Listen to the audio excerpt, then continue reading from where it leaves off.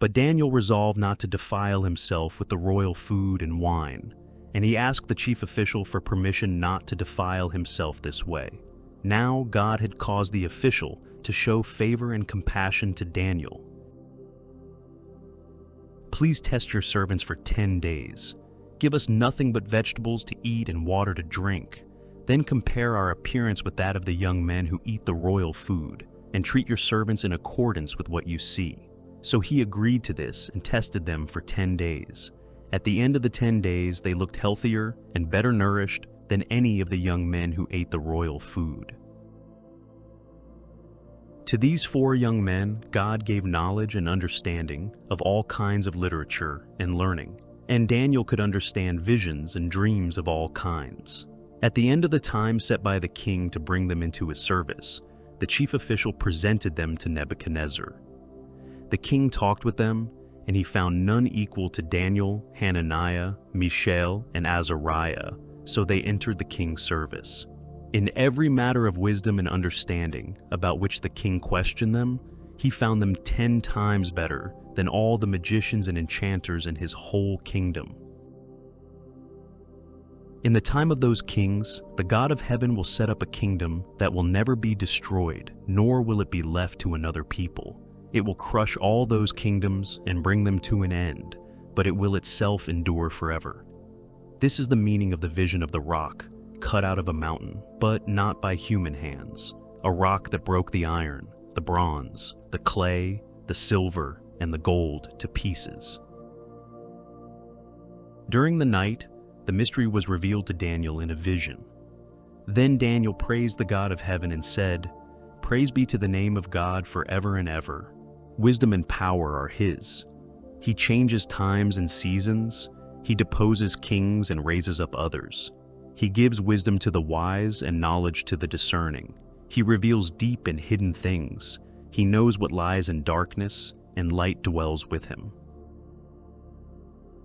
Then King Nebuchadnezzar fell prostrate before Daniel and paid him honor and ordered that an offering and incense be presented to him.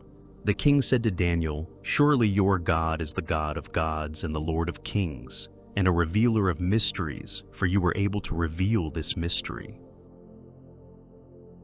If we are thrown into the blazing furnace, the God we serve is able to deliver us from it, and he will deliver us from your majesty's hand. But even if he does not, we want you to know, your majesty, that we will not serve your gods or worship the image of gold you have set up."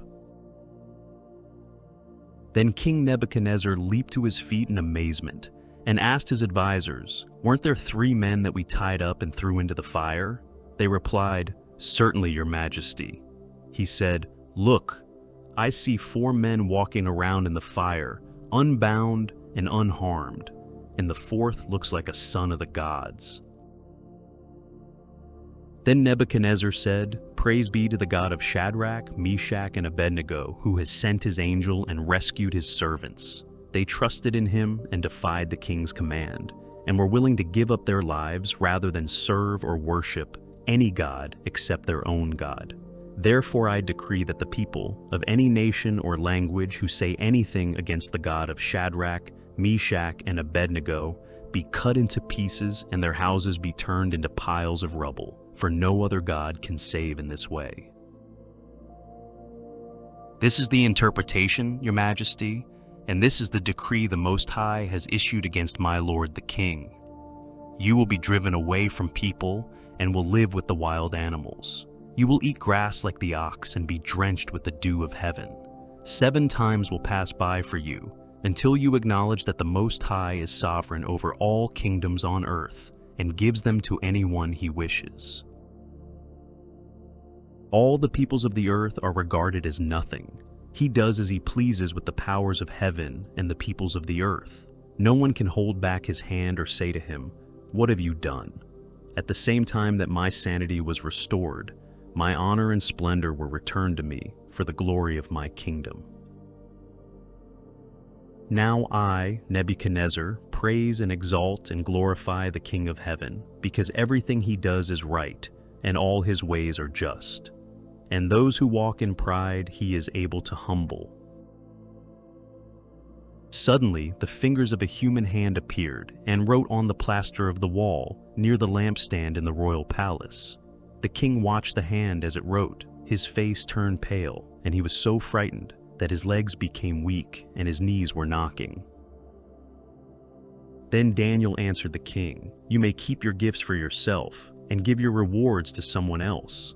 Nevertheless, I will read the writing for the king and tell him what it means. Your Majesty, the Most High God, gave your father Nebuchadnezzar sovereignty and greatness and glory and splendor. But when his heart became arrogant and hardened with pride, he was deposed from his royal throne and stripped of his glory."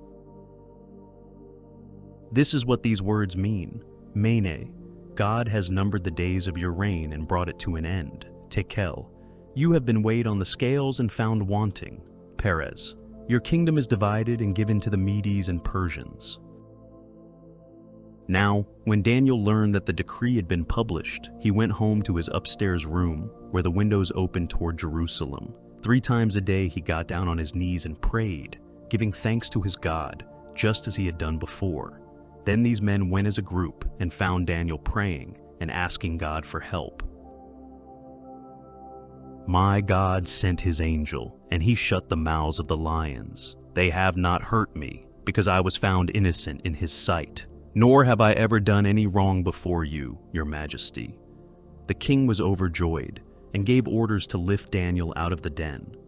And when Daniel was lifted from the den, no wound was found on him, because he had trusted in his God. Then King Darius wrote to all the nations and peoples of every language in all the earth, "May you prosper greatly. I issue a decree that in every part of my kingdom, people must fear and reverence the God of Daniel, for he is the living God, and he endures forever. His kingdom will not be destroyed, his dominion will never end." In my vision at night I looked, and there before me was one like a son of man coming with the clouds of heaven. He approached the Ancient of Days and was led into his presence. He was given authority, glory, and sovereign power. All nations and peoples of every language worshipped him. His dominion is an everlasting dominion that will not pass away, and his kingdom is one that will never be destroyed. As I looked, thrones were set in place, and the Ancient of Days took his seat. His clothing was as white as snow. The hair of his head was white like wool. His throne was flaming with fire, and its wheels were all ablaze. A river of fire was flowing, coming out from before him. Thousands upon thousands attended him. 10,000 times 10,000 stood before him. The court was seated, and the books were opened. As I was thinking about this, suddenly a goat with a prominent horn between its eyes came from the west, crossing the whole earth without touching the ground. I see it coming toward the 2-horned ram that was standing beside the canal, and it charged at him in great rage. I watched as it charged toward him, furious with rage against him, struck the ram and shattered his 2 horns. While I was speaking and praying, confessing my sin and the sin of my people Israel, and making my request to the Lord my God for his holy hill, while I was still in prayer, Gabriel, the man I had seen in the earlier vision, came to me in swift flight about the time of the evening sacrifice. He instructed me and said to me, "Daniel, I have now come to give you insight and understanding. Those who are wise will shine like the brightness of the heavens, and those who lead many to righteousness like the stars forever and ever. But you, Daniel, roll up and seal the words of the scroll until the time of the end. Many will go here and there to increase knowledge." Then I, Daniel, looked, and there before me stood 2 others, one on this bank of the river and one on the opposite bank. One of them said to the man clothed in linen, who was above the waters of the river, "How long will it be before these astonishing things are fulfilled? As for you, go your way till the end. You will rest, and then at the end of the days you will rise to receive your allotted inheritance."